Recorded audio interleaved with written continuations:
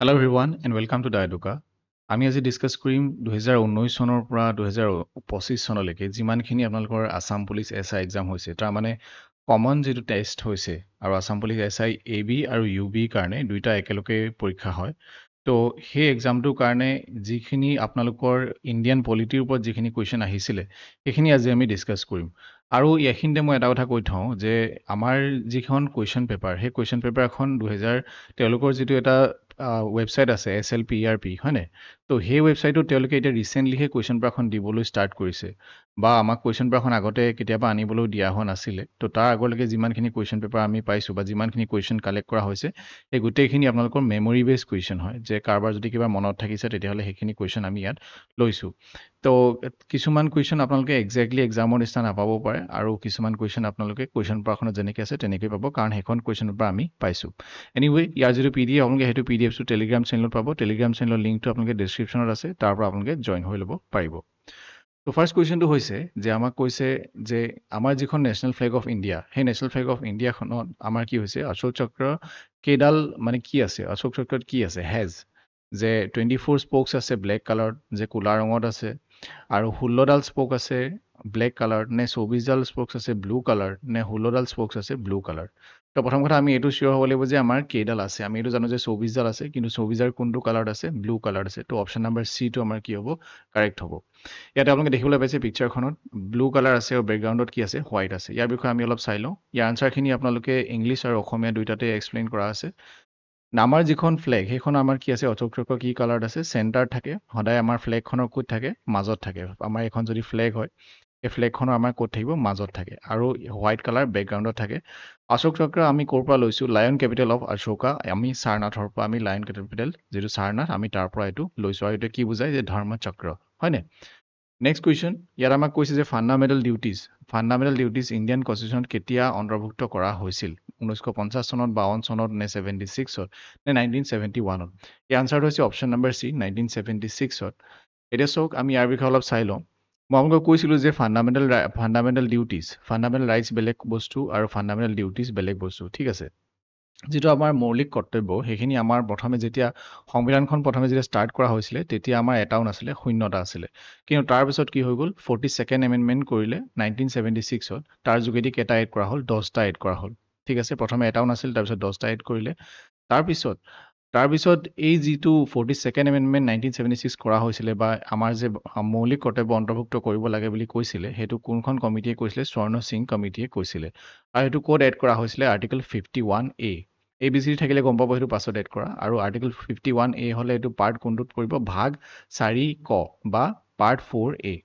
তাৰ পিছত কি হৈ গ'ল আৰু এটা এড কৰা হ'ল লাষ্টত আৰু হেতু কেতিয়া এড কৰা হৈছিল 2002 চনৰ 86 এমেন্ডমেন্টত এড কৰা হৈছিল লাষ্ট আমাৰ ডিউটিটো হৈছে 1 নং মানে এতিয়া টোটাল কেটা আছে আমাৰ 11টা ফান্ডামেন্টাল ডিউটিজ আছে নেক্সট কুৱেশ্চন ইয়াত কৈছে আমাক যে সুপ্ৰিম কোৰ্ট জাজ ক্যান বি ৰিমুভ বাই আমি জানো যে সুপ্ৰিম কোৰ্টৰ জাজকো ৰিমুভ কৰিব পৰা যায় কিন্তু কোনে ৰিমুভ কৰিব তেখেতক প্ৰাইম মিনিষ্টাৰে কৰিব চিফ জাষ্টিছ অফ ইণ্ডিয়াই কৰিব নে আমাৰ লোকসভাৰ স্পিকাৰে কৰিব নে আমাৰ প্ৰেসিডেন্ট অফ ইণ্ডিয়াই কৰিব আফটাৰ ইম্পিচমেন্ট মানে হৈছে যে তেওঁলোকক আতৰোৱাৰ যেটো প্ৰসেস সেই প্ৰসেসটোকে কি বুলি কোৱা হয় ইম্পিচমেন্ট বুলি কোৱা হয় এতিয়া আনসাৰটো হৈছে option number D president of India কি কৰিব পাৰে তেখেতক অতৰাব পাৰে কি গ্ৰাউণ্ডত অতৰাব পাৰিব মানে কি কাৰণত অতৰাব পাৰে যেনেকৈ ধৰি লওক মিসবিহেভিয়াৰ যদি তেওঁ কৰিছে বা ইনকেপাসিটি তেওঁ যদি তাৰ যদি যোগ্য নহয় তেতিয়াহলে তেনে ক্ষেত্ৰত তেওঁ কি কৰিব পাৰে ইম্পিচমেন্ট প্ৰসেসটো ষ্টাৰ্ট কৰিব পাৰে আৰু ইম্পিচমেন্ট প্ৰসেসটো ষ্টাৰ্ট কৰাৰ পিছত ফাইনালি প্ৰেসিডেন্ট অফ ইণ্ডিয়া কি কৰিব তেওঁক ৰিমুভ কৰিব ইম্পিচমেন্ট প্ৰসেসটোৰ কাৰণে অৰ্থাৎ এই ৰিমুভেল যেটো প্ৰসেস আছে সেই প্ৰসেসটোৰ কাৰণে কি লাগিব স্পেশাল মেজৰিটি লাগিব লোকসভা ৰাজ্যসভা ইয়াৰ বিষয়ে ডিটেইলছত মই আপোনাক কোৱা আছে হেতু আপোনালোকে ইয়াত আপোনালোকে ক্লিক কৰি চাই লব পাৰে হেতু আমাৰ কোড মানে Indian polity complete Indian polity মই 13 ঘণ্টাৰ ভিডিও এটা দি থৈছো তাত আপোনালোকে এটো পাই যাব এটা এই যেটো প্ৰভিজন বা এই যেটো প্ৰসেস এই প্ৰসেসটো কোনটো আৰ্টিকলত আছে আৰ্টিকল 124 ত আছে ঠিক আছে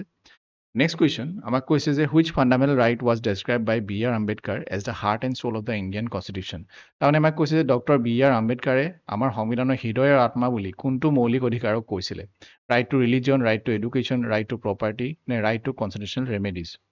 এটা সব right to property টো আমাৰ কি নহয় ফান্ডামেন্টাল ৰাইট নহয় এটো এটা কি হয় এতিয়া এটো এটা হৈছে লিগ্যাল ৰাইট আগতে ফান্ডামেন্টাল ৰাইট আছিল কিন্তু এতিয়া ফান্ডামেন্টাল ৰাইটৰ পৰা অতৰাই পেলাই এটো মানে আগতে আছিল আৰ্টিকল 31 ত কিন্তু এতিয়া অতৰাই পেলাই 300A লে ইয়াক নিয়া হৈছে আৰু ইয়াৰ আনসাৰটো হৈছে ৰাইট টু কনষ্টিটিউচনেল ৰেমেডিজ তাৰ মানে হৈছে কি সেইটো আমি এবাৰ চাই লওঁ যে সেইটোক আমাৰ কিয় হৃদয় আৰু আত্মা বুলি কোৱা হয় আমাৰ সংবিধানখনৰ কাৰণ যদি আমাৰ ফাণ্ডামেণ্টেল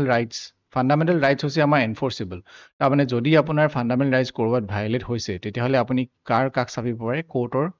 কাষ চাপিব পাৰে কোৰ্টৰ কাষ চাপিলে আপোনাৰ কি হ'ব কোৰ্টে কিছুমান অৰ্ডাৰ উলিয়াব সেইখিনি কি বুলি কোৱা হয় ৰিটছ বুলি কোৱা হয় আৰু সুপ্ৰিম কোৰ্টৰ মানে যিটো আৰ্টিকলৰ আণ্ডাৰত আপুনি সুপ্ৰিম কোৰ্টলৈ যাব বা যিটো আৰ্টিকলে আপোনাক এনচিয়ৰ কৰে যে আপুনি কোৰ্টলৈ যাব পাৰে বুলি সেইটোৱে হৈছে আৰ্টিকল 32 সেইকাৰণে ইয়াত কি বুলি কোৱা হৈছে ইয়াক হৃদয় আৰু আত্মা বুলি কোৱা হৈছে সেইটোৱে ইয়াত লিখাও আছে সুপ্ৰিম কোৰ্ট আৰু হাই কোৰ্টলৈ আপুনি যাব পাৰে হাই কোৰ্টলৈ যাবলৈ হ'লে আপুনি আৰ্টিকল 226 ইউজ কৰিব লাগিব নেক্সট ইয়াত আমাক কৈছে যে how many members can be nominated to the Lok Sabha by the president of India আগতে কি হৈছিলে যে প্ৰেচিডেণ্ট অফ ইণ্ডিয়াই লোকসভাত কি কৰিব পাৰিছিলে যে কিছুমান মেম্বাৰ তেওঁ নমিনেট কৰিব বিচাৰিছিলে মানে পাৰিছিলে যে তেওঁ যাক বিচাৰে তেওঁ নমিনেট কৰিব পাৰিছিলে আৰু সেইটো ক্ষেত্ৰত কেইজন মানুহক তেওঁ নমিনেট কৰিব পাৰিছিলে সেইটো ইয়াত কোৱা হৈছে 2 12 14 নে 7 তো ইয়াৰ আনচাৰটো আমাৰ কি হ'ব ইয়াৰ আনচাৰটো হৈছে অপশ্যন নাম্বাৰ এ 2 কিন্তু এইটো চাওক 2020 চনৰ 104তম সংশোধনীৰ দ্বাৰা কি কৰা হৈছিলে এইটো মানে এইটো এবলিছ কৰা হৈছিলে যে এতিয়া তেওঁ কি কৰিব নোৱাৰে নমিনেশ্যন কৰিব নোৱাৰে 104 কনষ্টিটিউশ্যনেল এমেণ্ডমেণ্ট 2020 চনৰ তাৰ আগলৈকে তেওঁ এইটো মানে কি কৰিছিলে দুজন এংলো ইণ্ডিয়ান কমিউনিটিৰ মানুহক তেওঁ মানে নমিনেট কৰিব পাৰিছিলে যে ৰাজ্যসভাৰ মেম্বাৰশ্বিপ দিব পাৰিছিলে এংলো ইণ্ডিয়ান মানে হৈছে কি যে আগতে আমাৰ ব্ৰিটিছ আছিলে আমাৰ ভাৰতত ব্ৰিটিছে কি কৰিছিলে আমাৰ ইণ্ডিয়ান মানে মানুহৰ লগত বিয়া কৰাইছিলে বিয়া হোৱাৰ পিছত সেইখিনি ব্ৰিটিছ যেতিয়া গুচি গ'ল তেওঁলোক কিন্তু আমাৰ ইয়াতে থাকি গ'ল তেওঁলোক ইয়াত থাকি যোৱাৰ পিছত তেওঁলোকৰ ৰাইটছৰ কাৰণে কোনে মাত মাতিব তো তেওঁলোকৰ ৰাইটছ তেওঁলোকে যি অধিকাৰ পাব লাগে তেওঁলোকৰ যিমানখিনি তেওঁলোকৰ ক্ষেত্ৰত কোনে আগবাঢ়ি কথাটো ক'ব তাৰ কাৰণে তেওঁলোকৰ ফালৰ পৰা দুজন এংলো ইণ্ডিয়ান বুলি কোৱা হয় আৰু তেওঁলোকৰ ফালৰ পৰা দুজন প্ৰেচিডেণ্ট অফ ইণ্ডিয়া কি কৰিছিলে নমিনেট কৰিব পাৰিছিলে আৰু এইটো ক'ত লিখা আছে আৰ্টিকল 331ত লিখা আছে next question what are the total numbers of seat reserved for SC and ST লোকসভাত চাওক লোকসভাত SC আৰু ST ৰিজাৰ্ভেশ্যন কিমান হ'ব সেইটো সময়ে ৰিভিউ কৰি পেলাই চেঞ্জ হৈ থাকে আৰু ইয়াৰ আনচাৰটো কি হ'ব 6930 নে 7940 8950 নে ভেৰিজ আফটাৰ জেনেৰেল ইলেকশ্যন ইয়াৰ আনচাৰটো হৈছে অপশ্যন নাম্বাৰ বি 7940 আনচাৰটো হৈছে কি 7940 এতিয়া ইয়াত চাওক যে 79 চিট কিহৰ কাৰণে আছে SC কাৰণে আছে আৰু 40টা চিট কিহৰ কাৰণে আছে ST কাৰণে আছে আৰু মই যেনেকৈ ক'লোঁ আপোনালোকক যে পপুলেশ্যন প্ৰপৰ্শ্যন চাই পেলাই এইটো মানে লেটেষ্ট চেঞ্চাছ ৰিভিউ কৰি পেলাই এই ৰিজাৰ্ভেশ্যনটো বেছ কৰা হৈছে আৰু আমি যদি চাওঁ বৰ্তমানৰ যি লোকসভাৰ চিট আছে 543 আৰু তাৰে ভিতৰত 79টা SC কাৰণে আৰু 40টা ST কাৰণে আছে next the president of India address both houses of parliament যে আমাৰ যি ভাৰতৰ ৰাষ্ট্ৰপতি আছে তেখেতে মানে দুইটা আমাৰ হাউচ কোন দুইটা হাউচ মানে গম পাইছে নহয় যে ৰাজ্যসভা আৰু লোকসভাৰ কথা কোৱা হৈছে ৰাজ্যসভা আৰু লোকসভা কি কৰিব পাৰে এড্ৰেছ কৰিব পাৰে কেতিয়া কৰিব পাৰে বা মানে দুইটাকে একেলগে মাতি পেলাই এড্ৰেছ কৰিব পাৰে কেতিয়া কৰিব পাৰে বা ভাষণ দিব পাৰে তেওঁলোকক এড্ৰেছ কৰি পেলাই ক'ব পাৰে কেতিয়া ক'ব পাৰে প্ৰত্যেক বছৰে ক'ব পাৰে নে after each general election to the Lok Sabha মানে লোকসভাৰ নিৰ্বাচন হৈ যোৱাৰ পিছত ক'ব পাৰে নে বোথ A and B নে এটাও ওপৰৰ এটাও নহয় তাৰমানে ইয়াৰ আনচাৰটো কি হ'ব option number C both A and B কিয় হ'ব বোথ A and B কাৰণ প্ৰত্যেক বছৰে প্ৰেচিডেণ্ট অফ ইণ্ডিয়া কি কৰিব পাৰে at the beginning of the first session of every year generally এইটো কি হয় বাজেট ছেশ্যনৰ মানে ষ্টাৰ্টিঙত তেওঁলোকে প্ৰেচিডেণ্টে মানে দুইখন সভাকে মাতি পেলাই এড্ৰেছ কৰিব পাৰে আৰু লোকসভাৰ যি জেনেৰেল ইলেকশ্যন হৈ গ'ল আমাৰতো এতিয়া যোৱা বছৰ হৈ গ'ল তো সেইটো হৈ যোৱাৰ পিছত কেতিয়া মানে সেইটো হৈ যোৱাৰ ষ্টাৰ্টিঙতে তেওঁ কি কৰিব পাৰে এড্ৰেছ কৰিব পাৰে সেইটো কথাই লিখা আছে আৰু এইটো ক'ত লিখা আছে আৰ্টিকল 87 মানে ভাৰতৰ সংবিধানৰ আৰ্টিকল 87ত লিখা আছে next constitution of India describe India as a আমাৰ যিখন আমাৰ সংবিধান আছে সেই সংবিধানখনে আমাৰ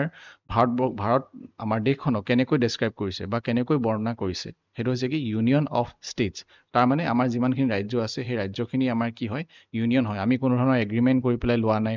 আমি কোনো ধৰণৰ কোনো ধৰণৰ হেৰি কৰা নাই যে আমি চাইন কৰি লোৱা নাই হয় নাই কোনো ধৰণৰ ট্ৰিটি হোৱা নাই কিন্তু ইয়াত কি হৈছে ইউনিয়ন অফ ষ্টেট আমাৰ ৰাজ্যবিলাকৰ কি হৈছে ইউনিয়ন হৈ পেলাই আমাৰ ভাৰতবৰ্ষখন তৈয়াৰ হৈছে যদি কোনোবাই বিচাৰে যে আমি এই ভাৰতৰ পৰা আঁতৰি যাওঁ কোনোবা এখন ৰাজ্য যদি বিচাৰে তেতিয়া আঁতৰি যাব পাৰিবনি নোৱাৰে কেতিয়াও নোৱাৰে তো ইয়াত এইটো কথাটো ক'ত লিখা আছে এইটো কথা লিখা আছে প্ৰিএম্বলত লিখা আছে আৰু আমাৰ যি আৰ্টিকল 1 পাৰ্ট 1ত ষ্টাৰ্ট হয় ভাগ 1 আৰু আৰ্টিকল 1ত ষ্টাৰ্ট হৈছে যে কৈছে যে আমাৰ যিখন ভাৰত হয় সেই ইণ্ডিয়া ডেট ইজ ভাৰত সেইখন কি হৈছে ইউনিয়ন অফ ষ্টেট হয় ঠিক আছে ইয়াত কোনো ধৰণৰ যদিও আমি আৰু এটা কথা চাব পাৰোঁ যে আমাৰ ফেডাৰেল ষ্ট্ৰাকচাৰটো আছে কাৰণ কেলে আমাৰ ইউনিয়ন আছে আমাৰ চেন্ট্ৰেল গভৰ্ণমেণ্ট আছে আৰু ষ্টেট গভৰ্ণমেণ্টো আছে আৰু দুইটাৰ মাজতে কি আছে পাৱাৰৰ ডিষ্ট্ৰিবিউশ্যন আছে যে ষ্টেট গভৰ্ণমেণ্টৰ পাৱাৰ বেলেগ আৰু চেন্ট্ৰেল গভৰ্ণমেণ্টৰ মানে পাৱাৰো বেলেগ হয় কিন্তু আমি চাব গ'লে আমাৰ হাই অথৰিটি কোন আছে চেন্ট্ৰেল গভৰ্ণমেণ্টে আছে তো ষ্টেটছ কেনট মানে চিচিড ফ্ৰম দ্য ইউনিয়ন তাৰমানে আঁতৰি যাব নোৱাৰে next who has the power to dissolve Lok Sabha লোকসভাখন কেতিয়া ডিছল্ভ হ'ব প্ৰথম কথা কেতিয়া ভংগ হ'ব আৰু সেই ভাঙিব লাষ্টত অৰ্ডাৰটো কোনে দিব সেইটো আমাক সুধিছে তো এইটো হ'ব প্ৰেচিডেণ্টে ভাঙিব পাৰে কিন্তু ভাঙিব কেনেকৈ যদি লোকসভাত হয় কি যে আমাৰ যিখন চৰকাৰ সেইখন চৰকাৰখন ক'ৰ পৰা বনিব লোকসভাৰ পৰা বনিব হয়নে আৰু লোকসভাত চৰকাৰ যেতিয়া আছে তেতিয়ালৈকে লোকসভাখন থাকিব কিন্তু লোকসভাত যেতিয়াই চৰকাৰে মেজৰিটি নাপাব বা যিটো পাৰ্টীয়ে চৰকাৰ বনাইছে আৰু সেই পাৰ্টীয়ে যদি যেতিয়া মেজৰিটি নাপাব তেতিয়াই কি হ'ব এই চৰকাৰখন কি হৈ যাব মানে ভাঙিব আৰু চৰকাৰখন ভঙা মানে কি হ'ব লোকসভা ডিজল্ভ হ'ব আৰু সেইটোকে হৈছে কি লোকসভা ভাঙি দিয়াৰ যিটো ক্ষমতা সেই ক্ষমতাটো কাৰ ওচৰত আছে প্ৰেচিডেণ্ট অফ ইণ্ডিয়াৰ হাতত আছে এইটো লিখা আছে আৰ্টিকল 85(2)B লিখা আছে হাউএভাৰ আমি এইটো কি ক'ব পাৰোঁ যে প্ৰাইম মিনিষ্টাৰৰ মানে তেওঁলোকে এইবিলাক এডভাইচ লয় বুলি ইয়াত কোৱা হৈছে নেক্সট আৰু ইয়াত বাকীকেইটা যিকেইটা অপশ্যন আছিলে স্পীকাৰ চিফ জাষ্টিছ বা প্ৰাইম মিনিষ্টাৰ সেইটোৱে লোকসভা ডিজল্ভ কৰিব নোৱাৰে হু এপইণ্টছ হাইকোৰ্ট জাজেছ হাইকোৰ্টৰ যিবিলাক জাজ হয় সেই হাইকোৰ্টৰ জাজক কোনে এপইণ্ট কৰে এইটো একদম চিম্পল কুৱেশ্যন ইয়াৰ আনচাৰ হৈছে প্ৰেচিডেণ্টে এপইণ্ট কৰিব হয়নে তো হাইকোৰ্টৰ জাজক কোনে এপইণ্ট কৰিব সেইটো হ'ব প্ৰেচিডেণ্ট অফ ইণ্ডিয়াই এপইণ্ট কৰিব আৰু আৰ্টিকল 217ত এই কথাত লিখা আছে আৰু প্ৰেচিডেণ্টে কি কৰিব কনচাল্ট কৰিব হাইকোৰ্টৰ জাজক যেতিয়া এপইণ্ট কৰিব প্ৰেচিডেণ্টে কাৰ লগত এইটো ডিছকাছ কৰিব চিফ জাষ্টিছ অফ ইণ্ডিয়াৰ লগত ডিছকাছ কৰিব বা যিখন ষ্টেটৰ হাইকোৰ্টক মানে এড কৰিব যেনেকৈ যদি এতিয়া আমাৰ গুৱাহাটী হাইকোৰ্টৰ জাজক যদি এড কৰিবলগীয়া হৈছে তেতিয়াহ'লে আমাৰ অসমৰ গভৰ্ণৰ লগত তেওঁ ডিছকাছ কৰিব লগতে চিফ জাষ্টিছ অফ ইণ্ডিয়াৰ লগত ডিছকাছ কৰিব হয়নে আৰু যিখন হাইকোৰ্টৰ জাজ এপইণ্ট কৰিব সেই হাইকোৰ্টখনৰ চিফ জাষ্টিছ অফ লগত কি কৰিব ডিছকাছ কৰিব এপইণ্টমেণ্টৰ আগতে ডিছকাছ কৰি পেলাই তেওঁ ফাইনেলি এপইণ্ট কৰিব নেক্সট ফ্ৰীডম অফ স্পীচ আমি জানো যে ফ্ৰীডম আমাৰ কি আছে আমাৰ কথা কোৱাৰ আমি নিজৰ মনোভাৱটো ব্যক্ত কৰাৰ মানে কথাৰে ব্যক্ত কৰাৰ আমাৰ কি আছে অধিকাৰ আছে সেইটো হৈছে আমাৰ কি ফাণ্ডামেণ্টেল ৰাইটছ আৰু সেই ফাণ্ডামেণ্টেল ৰাইটছটো কোনটো আৰ্টিকলত আছে সেইটো আমাক সুধিছে 19 20 21 নে 18ত আছে আৰু ইয়াৰ আনচাৰটো হৈছে অপশ্যন নাম্বাৰ এ 19ত আছে আৰু আমি তাতকৈ যদি ভালকৈ ক'বলৈ যাওঁ সেইটো আমাৰ ক'ত আছে 1918 আছে ঠিক আছে 19:1 বা 19:18 আছে আমাৰ এইটোৱে কি দিয়ে মই অলৰেডি আপোনালোকক কৈছোঁ স্পীচ কথা কোৱাৰ বা আপুনি লিখিও ক'ব পাৰে বা আপুনি প্ৰিণ্ট কৰি পেলাইও কিবা ক'ব পাৰে মানে ছবি আকাৰে হয়নে বাৰু ছাবজেক্ট টু ৰিজনেবল ৰেষ্ট্ৰিকশ্যন কিছুমান ৰেষ্ট্ৰিকশ্যনো আছে আপুনি যি টি কথাও ক'ব নোৱাৰে হয়নে চিকিউৰিটিৰ লগত আপুনি খেলা কৰিব নোৱাৰে পাব্লিক অৰ্ডাৰ আপুনি ভংগ কৰিব নোৱাৰে এনেকুৱা নহয় বোলে মই যি টি কৈ পেলাই কৈ আছোঁ য'তে ত'তে তো যিটো ৰাইট সেইটো আপুনি কোৱাৰ অধিকাৰ আছে which section of the Indian penal code IPC বৰ্তমানটো IPC নাই সেইটো কথা আমি এতিয়া ডিছকাছ কৰিম যে which section of the IPC এইটো আগতে কুৱেশ্যনটো আহিছিলে সেইকাৰণে IPC দিছে প্ৰভাইড দ্য পানিছমেণ্ট অফ মাৰ্ডাৰৰ কাৰণে যদি আপুনি কাৰোবাৰ হত্যা কৰে তেতিয়াহ'লে আপোনাৰ শাস্তিটো কোনটো ছেকশ্যনৰ ধাৰাত আপোনাক দিব 301 302 420 নে 303 এই আনচাৰটো হৈছে অপশ্যন নাম্বাৰ বি তো এইটো হৈছে আমাৰ IPC আগতে আছিলে বৰ্তমান এতিয়া IPC নাই এতিয়া আমি যদি চাওঁ 1 জুলাই 2024 চনত IPC জেগাত কি আহিলে ভাৰতীয় ন্যায় সংহিতা যিটো আমি BNS বুলি কওঁ হয়নে 2023 হেৰি কৰা হৈছিলে আৰু 2024 চনৰ পৰা এইটো লাগু হৈছে আৰু এইটো আমি ক্ষেত্ৰত যদি চাওঁ ছেকশ্যন 101ত কি আছে যে যদি কোনোবাই হত্যা কৰে তাৰ পানিছমেণ্টটো কাৰ আধাৰ দিব ছেকশ্যন 101 তো এইটো IPCৰ মতে কিহত আছিলে 302 সেইকাৰণে আমাৰ ইয়াৰ আনচাৰটো কি হ'ব আৰু মানে option number B 302 next question ইয়াত কৈছে in which of the following states যে তলৰ কোনখন ৰাজ্যত প্ৰথমবাৰৰ কাৰণে পঞ্চায়তটো কি কৰা হৈছিলে ইন্ট্ৰডিউচ কৰা হৈছিলে বা লাগু কৰা হৈছিলে ৰাজস্থান গুজৰাট উত্তৰ প্ৰদেশ নে বিহাৰ ইয়াৰ উত্তৰটো হৈছে ৰাজস্থানত লাগু কৰা হৈছিলে আৰু এইটো একেবাৰে মনত ৰাখিবলৈ একেবাৰে সহজ কাৰণ কোনটো দিনত ষ্টাৰ্ট কৰা হৈছিলে 2 অক্টোবৰ 1959 এই ডেটটো কি হয় এইটো মহাত্মা গান্ধীৰ জন্মদিন আৰু নগাঁও ডিষ্ট্ৰিক্টত এইটো কি কৰা হৈছিলে ষ্টাৰ্ট কৰা হৈছিলে তেতিয়া প্ৰাইম মিনিষ্টাৰ কোন আছিলে জৱাহৰলাল নেহেৰু প্ৰাইম মিনিষ্টাৰ আছিলে তেওঁ এইটো কি কৰিছিলে ইনগ্ৰেশ্যন কৰিছিলে এতিয়া আমি যদি পঞ্চায়তৰ কথা ওলাইছে তো পঞ্চায়তী ৰাজ চিষ্টেমটো আমি এবাৰ চাই লওঁ পঞ্চায়তী ৰাজ ইনষ্টিটিউশ্যন বা চিষ্টেম এইটো কেতিয়া আহিছিলে এইটো আহিছিলে প্ৰথমে 73rd এমেণ্ডমেণ্ট কৰিছিলে 1992ত এইফালে লিখা আছে মিউনিচিপালিটি আৰু এইফালে লিখা আছে পঞ্চায়ত আৰু এইটো কেতিয়া ষ্টাৰ্ট কৰা হৈছিলে 24 এপ্ৰিল 1993ত এইটো কি কৰা হৈছিলে মানে লাগু হৈছিলে তাৰপিছত এইটো পাৰ্ট 9 অৰ্থাৎ ভাগ 9ত এইটো কি কৰিছিলে অন্তৰ্ভুক্ত কৰা হ'ল আৰ্টিকল 243 পৰা আৰ্টিকল 243 অ লৈকে এইটো আছে এইটো 0 নহয় অ তাৰপিছত 11 শিডিউলত এইটো কি কৰা হৈছিলে এইটো 11 শিডিউলতো এইটো এড কৰা হৈছিলে 29টা সাবজেক্ট আছে তাৰ বিষয়ে আৰু আমি যদি চাওঁ 3 tier সিস্টেম আছে গ্ৰাম পঞ্চায়ত আছে আমাৰ তাৰ ওপৰত কি আছে মানে পঞ্চায়ত আছে পঞ্চায়ত সমিতি আছে তাৰপিছত ওপৰত কি আছে আমাৰ জিলা পৰিষদ আছে তো তিনটা লেভেল থাকে গাঁও লেভেলত ব্লক লেভেলত আৰু জিলাৰ লেভেলত এতিয়া আমি মিউনিচিপালিটি কথাটো 74th এমেণ্ডমেণ্টত এইটো অনা হৈছিলে আৰু 1992 বছৰটো একেই হয় এইটো হৈছে মিউনিচিপালিটি কি কাম কৰিব যে আৰবান লোকেল বডিজ আৰবান মানে আৰবান এৰিয়াত এইটো পঞ্চায়ত হৈছে ৰুৰেল এৰিয়াত মানে গাঁও অঞ্চলত আৰু এইটো নগৰ অঞ্চলত আৰু এইটো কেতিয়া লাগু হৈছিলে 1 জুন 1993 তাৰপিছত এইটো পাৰ্ট 9A এইটো অন্তৰ্ভুক্ত কৰা হৈছিলে এইটো হৈছে পাৰ্ট 9 আৰু এইটো হৈছে পাৰ্ট 9A এইটো আছে আৰ্টিকল 243P পৰা আৰ্টিকল 243ZG লৈকে আৰু এইটো 12 নম্বৰ শিডিউলত কি কৰা হৈছিলে আমাৰ এড কৰা হৈছিলে আমাৰ শিডিউল কেইটা আছে 12টা আছে ঠিক আছে ইয়াৰ যিটো ষ্ট্ৰাকচাৰ সেই ষ্ট্ৰাকচাৰটো তেনেকুৱা আছে যে তিনটা মানে ভাগত ভাগ কৰা হৈছে মিউনিচিপাল কৰ্পোৰেশ্যন হৈ গ'ল মিউনিচিপাল কাউন্সিল আৰু নগৰ পঞ্চায়ত নেক্সট ইয়াত আমাক কৈছে যে which of the following language is not included in the 8th schedule আমি জানো যে 8 নম্বৰ যিটো আমাৰ শিডিউল আছে মই অলৰেডি ক'লো আপোনালোক যে আমাৰ 12টা শিডিউল আছে 8 নম্বৰ যিটো আমাৰ শিডিউল আছে তাত আমাৰ কিহৰ বিষয়ে আছে আমাৰ যিমানখিনি লেংগুৱেজ আছে সেই লেংগুৱেজৰ কথা আছে আমাৰ কেইটা লেংগুৱেজ তাত এড কৰা হৈছে সেইটো আমি এতিয়া পাম তো তলৰ কোনটো এড হৈ থকা নাই আমাক সেইটো দিছে ভোজপুৰী মেইথিলি নেপালী আৰু সিন্ধি ইয়াৰ আনচাৰটো হৈছে ভোজপুৰীটো তাত এড হৈ থকা নাই তো আমি যদি চাওঁ যে 8 নম্বৰ শিডিউলত কি আছেনো আমাৰ কি আছে যে অফিচিয়েল যিবিলাক লেংগুৱেজ আছে সেই লেংগুৱেজ আমাৰ সংবিধানে কি দিছে স্বীকৃতি দি থৈছে এজ এ অফিচিয়েল লেংগুৱেজ হিচাপে তো 1950 চনত অৰিজিনেলি যেতিয়া ষ্টাৰ্ট কৰা হৈছিলে তেতিয়া অকল 14টা লেংগুৱেজ আছিলে যেনেকৈ ধৰি লওক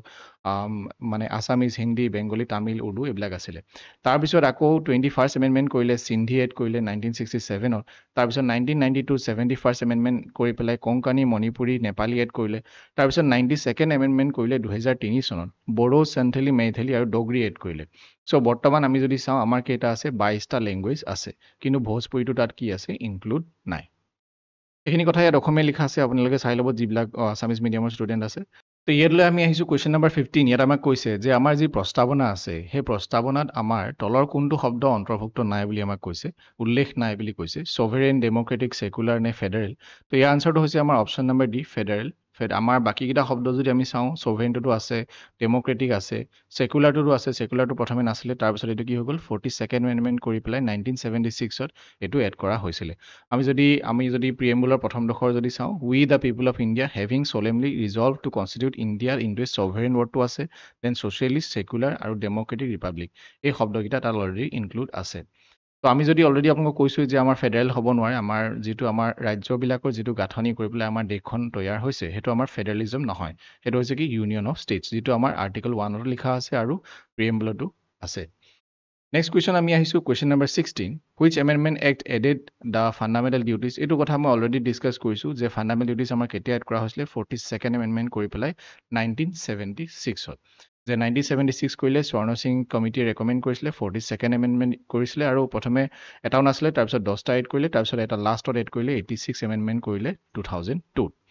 চ' এইখিনি কুৱেশ্যন আছিলে আমাৰ টোটেল 16টা কুৱেশ্যন আমি ডিছকাছ কৰিলোঁ আমি যিহেতু আৰু কুৱেশ্যন হয়তো এটা দুটা থাকি যাব পাৰে যিহেতু মেমৰি বেছ কুৱেশ্যন হয় আৰু কিছুমান আপোনালোকৰ যিখিনি আমাৰ কুৱেশ্যন পৰা বৰ্তমান পাইছোঁ সেইখিনি কুৱেশ্যন পৰাটো আমি লৈ পেলাই দিছোঁ চ' আৰু যদি কোনোবাই কুৱেশ্যন কিবা থাকি গৈছে নে লাগিছে কোনোবাৰ যদি মনত আছে তেতিয়াহ'লে কমেণ্ট ছেকশ্যন জনাব ইয়াৰ PDF টো আপোনালোকে টেলিগ্ৰামত